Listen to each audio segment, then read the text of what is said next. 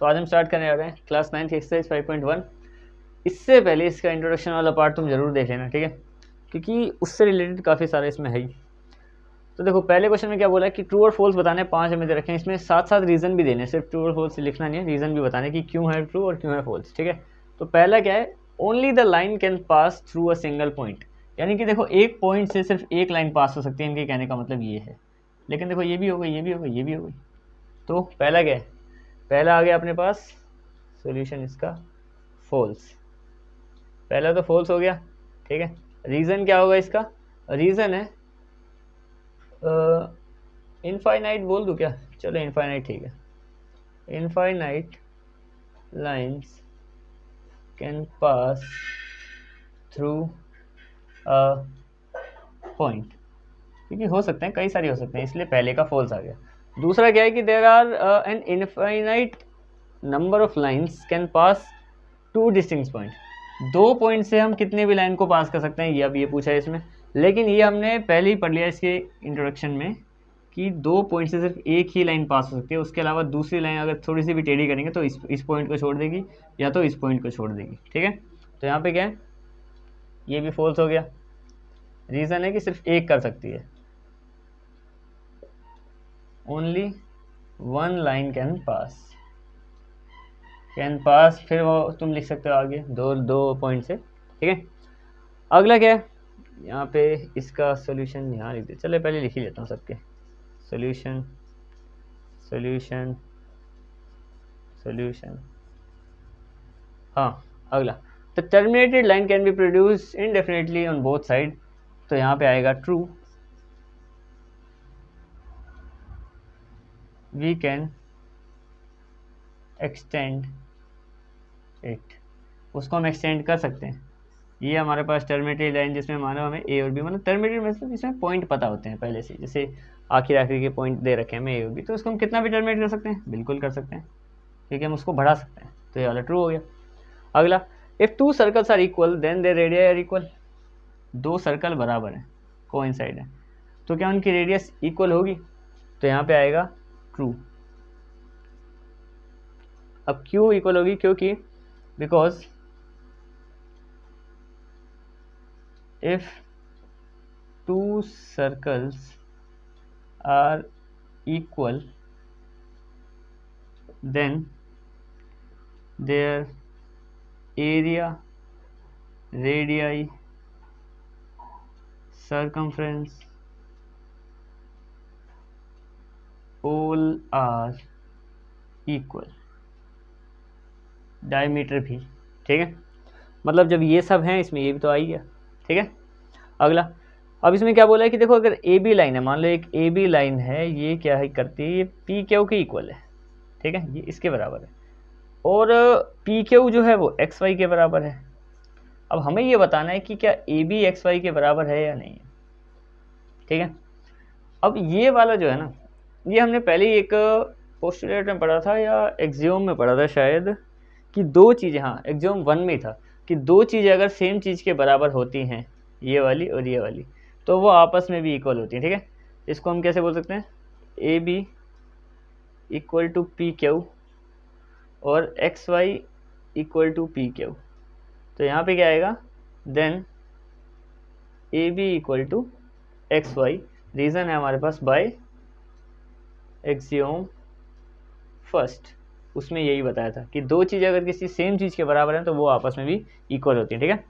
ये हमारा पहला क्वेश्चन हो गया। अब आते हैं इसके क्वेश्चन नंबर 2 पे। अब आते हैं इसकी क्वेश्चन नंबर 2 पे। देखो क्वेश्चन नंबर 2 में ना बहुत बड़ा क्वेश्चन था, मैंने उसको छोटा सा लिखा है कि इसकी डेफिनेशन बतानी है, सीधी बात है, तो मैंने वही लिखा है, डेफिनेशन बतानी इन 5 चीज़ों की कि क्या क्या होती है।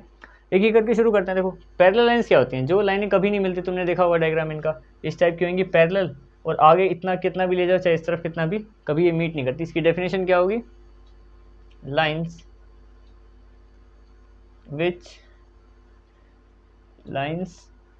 which have no common points and have distance between them are constant, यानी कि पहली बात तो उनमें कोई भी कॉमन पॉइंट नहीं है और उनके बीच का जो डिस्टेंस है वो कांस्टेंट, यहाँ पे हैव नहीं आएगा, and the distance between them are constant. पहला कि कोई भी कॉमन पॉइंट नहीं है, इसका जो पॉइंट है वो यहाँ तक जा रहे हैं, ठीक है, इसके जो पॉइंट्स है वो यहाँ से आ रहे हैं, एक भी कॉमन नहीं है, टच ही नहीं हो तो कॉमन कहाँ से होगा। और दूसरा जो उनके बीच का डिस्टेंस है यहाँ से लेके यहाँ तक की दूरी, ये हर बार इक्वल रह रही है, ठीक है। परपेंडिकुलर लाइन क्या होती है, एक लाइन दूसरे पे 90 डिग्री बनाते हैं, उसको परपेंडिकुलर बोलते हैं, ठीक है। तो हम क्या बोलेंगे, lines which makes 90 degree angle with each other, एक दूसरे के साथ अगर 90 डिग्री का एंगल बनाती हैं तो वो परपेंडिकुलर लाइन्स है, या फिर फॉर्म मेक जो तुम लिखना चाहो, फॉर्म्स 90 डिग्री एंगल, जो तुम्हारा मन करे। अच्छा लाइन सेगमेंट क्या होती है, जिसके एंड पॉइंट हमें पता होते हैं, ये वाले, ठीक है। क्या बोलेंगे, lines which have two end points, उसको लाइन सेगमेंट बोलते हैं, जैसे कि ए और बी, ठीक है। रेडियस ऑफ सर्कल क्या होती है, रेडियस ऑफ सर्कल क्या है, बेसिकली यहाँ से लेके यहाँ तक की दूरी, सेंटर ऑफ सर्कल से सर्कल तक की, तो the distance between centre of circle to circle, ये होती है हमारी रेडियस, ठीक है। आगे बढ़ें तो स्क्वायर क्या होता है, देखो स्क्वायर ऐसी शेप है हमारी जिसमें चारों की चारों साइड बराबर और साथ में सारे एंगल 90 डिग्री, ठीक है। तो इसको भी हम लिख लेते हैं, it is a type of quadrilateral, ऐसे टाइप का क्वाड्रिलेटरल होता है which have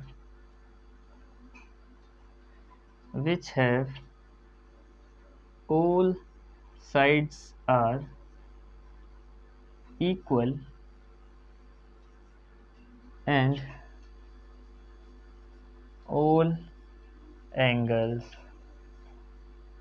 are 90 डिग्री, या फिर राइट एंगल्स, ठीक है। ये वाला तुम्हारा क्वेश्चन कंप्लीट हो गया, क्वेश्चन नंबर 2। अब आते हैं इसके थर्ड क्वेश्चन, अब हम आते हैं इसके क्वेश्चन नंबर 3 में। देखो क्वेश्चन नंबर 3 में हमें क्या बोला है कि given any two distinct point A and B, पहले इसको छोड़ो, ऊपर देखो, कंसीडर टू, इसमें लिखा है consider two postulates given below, दो नीचे पोस्टुलेट्स दे रखे हैं यहाँ पे, ये दोनों, फिर इनसे रिलेटेड कुछ 3 सवाल पूछे हैं, 1, 2 और 3, ठीक है। तो पहले क्या है, given any to line, diagram बनाएंगे, ठीक है, एनी टू डिस्टिंक्ट पॉइंट ए और बी, यहीं पे बना देते हैं, ये पॉइंट है हमारे ए और बी, ठीक है। There exist on a third point, इनके बीच में एक और पॉइंट लाई करता है बिटवीन ए एंड बी, ठीक है। यहाँ से हम इसको ऐसे बनाएं और इनके बीच में एक लाइन में यहाँ पे कहीं एक तीसरा पॉइंट लाई करता है, ठीक है। तो जो इन्होंने बोला, क्या ये पॉसिबल है, बिल्कुल है, ठीक है। दूसरा पोस्टुलेट क्या कहता है, there exist at least 3 point that are not on a same line, कम से कम देखो अगर हम एक लाइन पे पॉइंट ऐसे करके लाइन बना रहे हैं ए बी, तो कम से कम हमें 3 पॉइंट चाहिए होंगे जब हमें तीसरा पॉइंट कहीं लाइन से बाहर शो करना है, मान लो हमें लाइन से बाहर यहाँ पे शो करना है ये पॉइंट, ठीक है। तो उसके लिए क्या कम से कम हमें 3 पॉइंट चाहिए, एक बार करके देखते हैं। अगर मैं लाइन बना रहा हूँ, एक लाइन को बनाने के लिए मैं ए लिख दूँ और मैं बी यहाँ पे 2 पॉइंट से शो कर पाऊंगा क्या इसको, कम से कम मेरे को 3 तो चाहिए, क्योंकि इसको लाइन को बनाने के लिए भी 2 पॉइंट चाहिए और फिर एक बाहर करूंगा मैं, ठीक है। तो यानी कि ये वाला भी बिल्कुल ठीक है, क्योंकि ऐसे तो बन ही नहीं सकती, एक लाइन को बनाने के लिए कम से कम कितने चाहिए हमें, 2 पॉइंट चाहिए और एक बाहर वाला 3 मिला के, तो ये दोनों के दोनों पोस्टुलेट तो ठीक है। अब क्वेश्चंस क्या करें, पहला है इसको ए बी सी मान लो, ए बी सी 3 क्वेश्चंस के आंसर देने में, ठीक है। पहला है कि do the postulates undefined terms, क्या इसमें कोई अनडिफाइंड टर्म्स हैं या फिर सारी की सारी हमें अच्छे से बताई गई हैं। तो देखो अगर इसमें सीधी बात बताऊँ ना, ए बी सी और ये लाइन वाली बात करी है, तो ना अगर ये पोस्टुलेट्स यूक्लिड्स के नहीं है, सीधी बात है, ठीक है। उसमें हमने 3 पॉइंट वाले नहीं देखे, 2 पॉइंट वाले देखे थे, एक सिंगल पॉइंट वाला देखा था। तो उसके हिसाब से अगर देखो यहाँ पे ए और सी है, यानी कि बोला कि अगर ए और सी यानी कि ए की लाइन पे 3 पॉइंट वाली बात हुई है, तो पहली बात तो यहाँ पे पहले का आंसर क्या आएगा, ए का, यस दे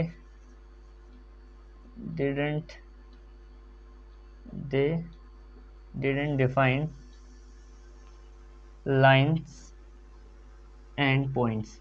लाइन और पॉइंट इसमें डिफाइन नहीं किए गए हैं। अगर कोई नया बंदा इस टाइप के पोस्टलेट्स बना रहा है तो उसको क्या करना पड़ेगा, उसको बिल्कुल शुरुआत से शुरू करना पड़ेगा। लाइन क्या होती है, पॉइंट क्या होता है, सब बताना पड़ेगा। ऐसा नहीं कि डायरेक्ट कोई ऐसा पोस्टलेट ला दिया ABC, उसमें लाइन भी कर दी, तो उसको ये तो बताना पड़ेगा ये जो है क्या चीज़ है, ठीक है। तो ये इस वाले बंदे ने जो जिसने भी बनाई है, फिर क्वेश्चन है तो उसने ये डिफाइन नहीं करें, सीधा उस पर आ गया डायरेक्ट अगली लाइन्स पे, ठीक है। बी पार्ट दूसरा क्या है, do the postulates undefined terms. Yes, undefined terms है ये, यस इसलिए क्योंकि उन्होंने क्या डिफाइन नहीं किया, ये दोनों डिफाइन नहीं किए, अनडिफाइंड रह गए यहाँ पे। अच्छा, आर दीज कंसिस्टेंट, तो यहाँ पे भी आएगा yes they are consistent, they are consistent. Reason क्या है, क्योंकि ये दोनों सही हैं। ये वाला पॉइंट भी सही है कि 2 के बीच में हम तीसरा रख सकते हैं, बिल्कुल रख सकते हैं। और ये वाला भी सही है कि अगर 3 पॉइंट होंगे तो हम 1 पॉइंट बाहर कर सकते हैं और 2 पॉइंट अंदर कर सकते हैं। दोनों के दोनों कंसिस्टेंट है बिकॉज दे आर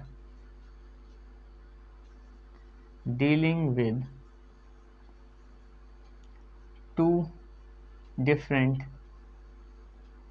सिचुएशंस। यानी 2 चीज़ें बताई इन्होंने और दोनों की दोनों ठीक है, तो कंसिस्टेंट है। गलत होता तो मैं बोल देता, पर दोनों के दोनों ठीक है। अगला सी पॉइंट,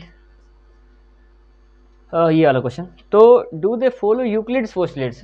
क्या यूक्लिड्स के पोस्टलेट से लिया गया ये सब चीज़ें? देखो, यूक्लिड्स के पोस्टलेट्स हमने पढ़े, पर 3 पॉइंट वाले हमने नहीं पढ़े। उसमें ये बोला था कि हाँ, दो वाले 2 पॉइंट से जाता है, नहीं जाता, कि 2 पॉइंट से हम मैक्सिमम 1 लाइन को कर सकते हैं क्रॉस। लेकिन जो तीसरा पॉइंट आ गया, 3 पॉइंट वाला, तो हमने ना यूक्लिड्स के पोस्टलेट्स में देखा था या ना कहीं पे देखा था।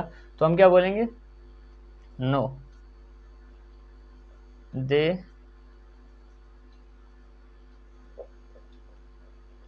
they are not follow Euclid's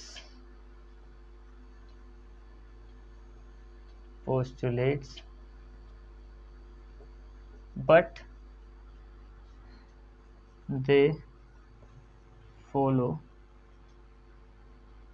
an axiom। एक एक्सियोम को फॉलो करता है, जिसने ये कहा था, या फिर यहीं लिख देते हैं, which states that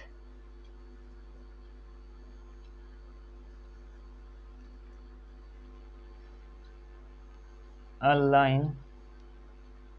line can pass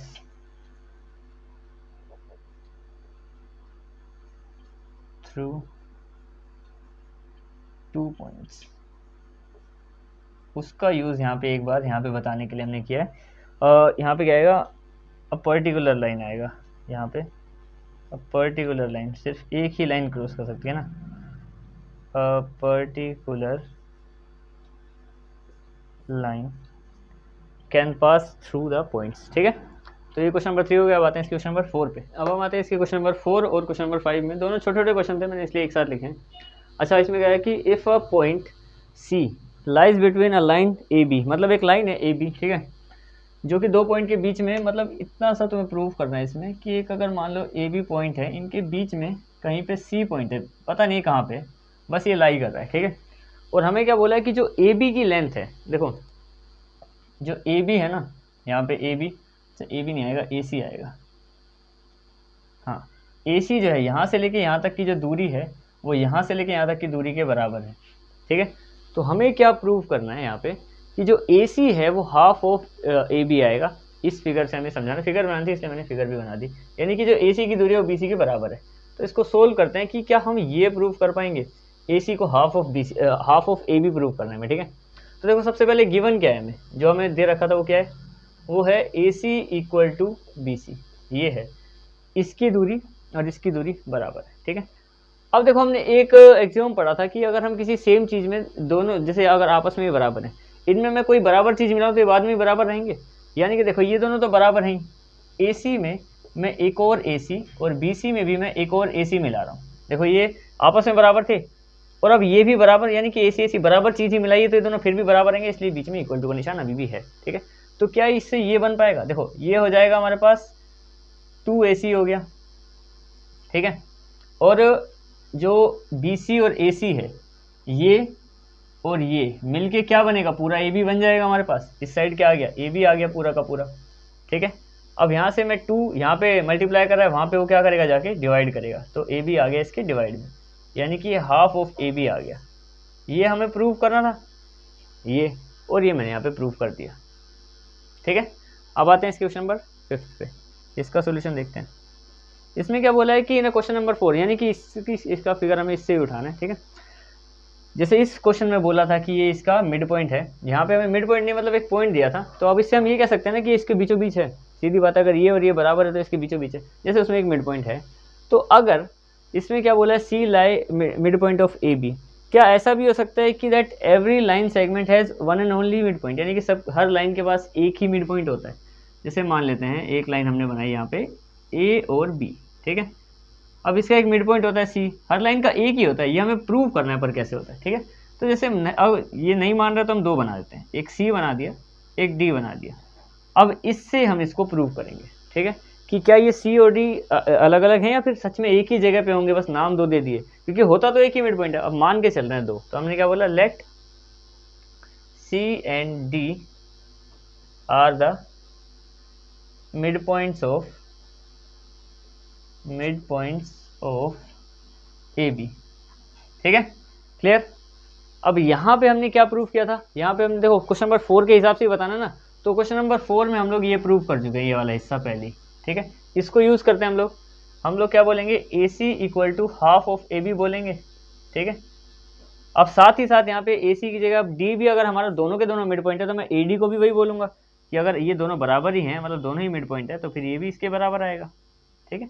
अब मैं इन दोनों इक्वेशंस को सब्ट्रैक्ट करूँगा, अगर मैं मान लो इसको पहली वाली इक्वेशन को दूसरे से सब्ट्रैक्ट करें, इसको इक्वेशन 1 मान लो, इसको सेकंड, मैं इन दोनों को माइनस कर रहा हूँ आपस में, तो माइनस करने से मेरे को क्या मिलेगा, ए सी माइनस ए डी मिल जाएगा इस तरफ, और इक्वल टू में अब इस वाले हिस्से में से इस वाले हिस्से को माइनस करना है, ये पूरा का पूरा सेम है, तो ये इससे कट जाएगा, 0 आ जाएगा। क्योंकि देखो अगर मान लो 4 में से 4 को ही माइनस करना है, सेम चीज़ को सेम से माइनस करते हैं तो 0 आ जाता है, ठीक है। तो उसी टाइप से यहाँ पे मेरे पास आ गया 0, यानी कि क्या ए सी में से अगर मैं ए डी को माइनस करूँ तो कुछ नहीं बचेगा।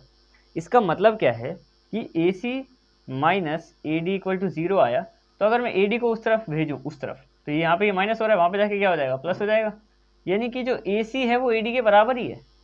इसका मतलब क्या है कि ए से लेके सी तक की दूरी ए से लेके डी तक की दूरी के बराबर है, दोनों एक ही पॉइंट पे हैं कहीं ना कहीं, बस एक के ऊपर दूसरा नाम लिखा हुआ है। ये इस तरीके से नहीं थे, ये इस तरीके से होंगे, एक ही पॉइंट, यानी कि पॉइंट तो एक ही होता है, सीधी बात है, मिड पॉइंट एक ही होता है। अब यहाँ पे इतना समझ में आ गया इन 2 क्वेश्चन से। अब आते हैं इसके क्वेश्चन नंबर 5 और 6, 5 और 6 नहीं, 6 और 7। अब हम आते हैं क्वेश्चन नंबर 6 और क्वेश्चन नंबर 7 पे। देखो इनमें क्या क्या बोला है, ये 2 आखिरी क्वेश्चन है इस एक्सरसाइज की भी, और चैप्टर में एक ही एक्सरसाइज है, तो मतलब ये क्वेश्चन के बाद ये चैप्टर कंप्लीट है, ठीक है। तो इनमें बोला क्या क्या, देखो क्वेश्चन नंबर 6 में एक फिगर दे रखी है 5.10, ये वाली, इसके हिसाब से इन्होंने क्या बोला है, गिवन, यहाँ से शुरू करते हैं, सोल्यूशन शुरू कर देते हैं। गिवन क्या है हमें, गिवन है A C equal to B D given है हमें, यानी कि यहाँ से लेके यहाँ तक की दूरी और यहाँ से लेके यहाँ तक की दूरी, ये जो है ये दोनों बराबर हैं, ठीक है। हमें A B equal to C D prove करना है, बीच वाले को घटा दिया जाए तो वो प्रूव करना है, ठीक है। तो गिवन से शुरू करते हैं कि अगर ए C equal to B D है, अब देखो मैं ए सी को क्या बोल सकता हूँ, ये ए सी है, इसको मैं बोल सकता हूँ A B plus B C, A C को बोल सकते हैं हम लोग A B plus B C, B D को क्या बोल सकते हैं, बी डी ये है B C plus C D, ये हो जाएगा B C plus C D हो जाएगा, ठीक है।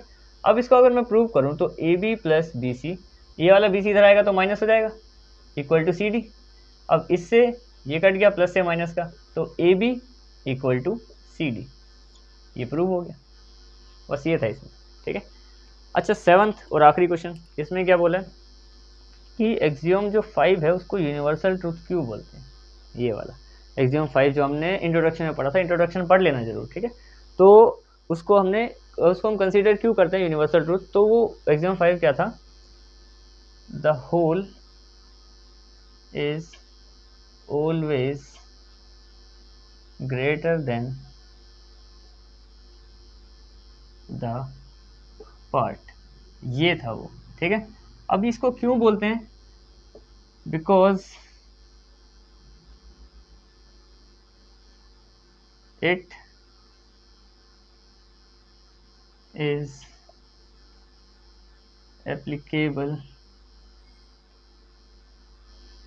in all over the universe. So it is a universal truth. एक एग्जाम्पल भी देंगे, whole is greater than a part, ये है एग्जाम 5। अब ये जो है हर जगह एप्लीकेबल होता है और हर जगह बिल्कुल सटीक बैठता है, इसलिए इसको यूनिवर्सल ट्रुथ बोला जाता है। ठीक है, जो हर जगह सही होता है ना उसको ही यूनिवर्सल ट्रुथ बोला जाता है। तो अब देखो कैसे, तो अब मान लो एक एग्जाम्पल जो हमने इंट्रोडक्शन पार्ट में दिया था, उसमें सर्कल था, इसमें कोई और चीज़ ले लेते हैं। जैसे कि मान लो एक ट्राइंगल है, इस ट्राइंगल का अभी ये ट्राइंगल इतना है, ठीक है, बिंगो मैड एंगल्स मान लो, ठीक है। इसमें से मैंने क्या किया, एक टुकड़ा तोड़ लिया, ऐसे ऐसे करके एक टुकड़ा तोड़ लिया, तो वो टुकड़ा इस तरीके का है। क्या कभी भी इस होल का ये जो पार्ट है, ये पार्ट इससे बड़ा हो सकता है? हमेशा यही बड़ा होगा।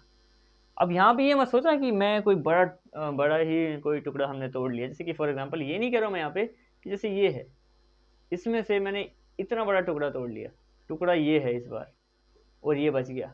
बचे हुए की तो बात ही नहीं कर रहा हूँ मैं बात कर रहा हूँ कि टुकड़ा तोड़ लिया तो जो नया शेप बना और जो पुराना था, जो होल था, उन दोनों में से जो था, ऑब्वियस सी बात है वो सारा मिला हुआ था। अगर एक तिनका भी बचेगा इसमें, तो भी जब उससे माइनस करा जाएगा तो वो तिनका उसमें रह जाएगा। यानी कि इसके पास जो मतलब पहले था जो होल, यानी कि जो टोटल है वो हमेशा उस पार्ट से बड़ा ही होगा।